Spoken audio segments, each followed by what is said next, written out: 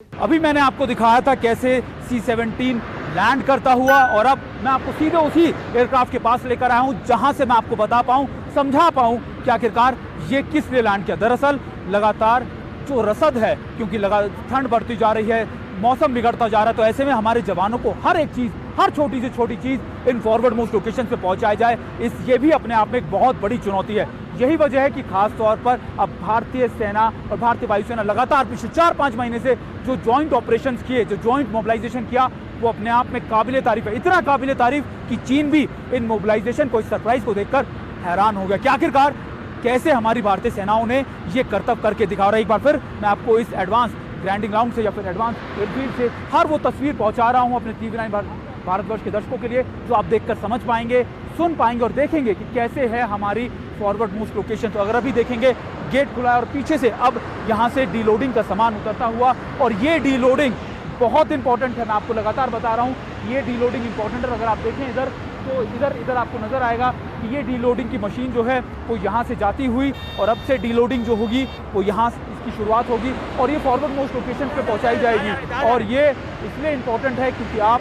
देखें कि इसके बाद ये सैनिकों को, इन मोबिलाइजेशन को आगे पहुँचाया जाएगा, और इन इलाकों के अंदर आप मान के चलिए कि इतना ज़्यादा मोबिलाइजेशन करना, इतना हो पाना बहुत मुश्किल होता है। यही है हम ग्राउंड रियलिटी, और ये असली तस्वीर हम आप तक पहुंचा रहे हैं सीधे इस फॉरवर्ड मोस्ट लोकेशन से। ये आपके लिए जानना समझना बहुत ज़रूरी है, क्योंकि जब पूरी दुनिया बात कर रही है हमारी एयर कैपेबिलिटीज़ की, तो आप मान के चलिए हमारी एयर कैपेबिलिटीज़ कैसी इंपॉर्टेंट है, और ये कितना आपके लिए आने वाले वक्त में आपके लिए सोचने मजबूर करेगा कि हमारे जवान ना सिर्फ इन फॉरवर्ड मोस्ट लोकेशन पर जा रहे हैं, आप देखें ITBP के जवान हैं, इंडियन आर्मी के जवान हैं, और ये मोबिलाइजेशन आप के लिए बहुत जाना। और एक और चीज़ मैं आपको दिखा रहा था कि आप एक और चीज़ देखें कि वहाँ पर एक और एयरक्राफ्ट लैंड करता हुआ पीछे, और ये दोनों मोबिलाइजेशन, ये दोनों टैक्टिकल लैंडिंग बहुत इंपॉर्टेंट है। और अब पीछे देख रहे हो डीलोडिंग की प्रक्रिया जारी है, और यहाँ से जो जवान आ रहे हैं उनका साजो सामान, क्योंकि हर मोबिलाइजेशन की जा रही है देश भर के किनारों से, हमारी जवान जो है अलग अलग इलाकों से पहुँच रहे हैं, तो उनका साजो सामान, उनके लिए रसद, और उसके अलावा दूसरी डीलोडिंग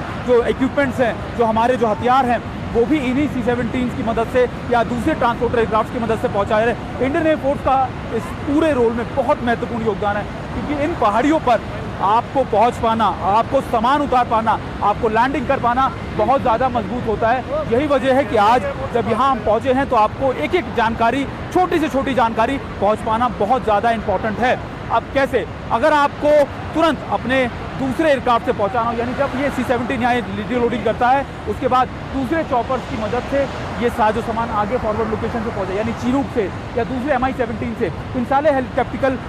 एयरशिप तक ये सामान पहुंचा, उसके बाद सड़कों से वहाँ से डीलोडिंग आगे उनको पहुँचाई जाती है। मौसम बदल रहा है, चुनौतियाँ बदल रही हैं, चुनौतियाँ बढ़ रही हैं, ऐसे में लेकिन हमारे जवान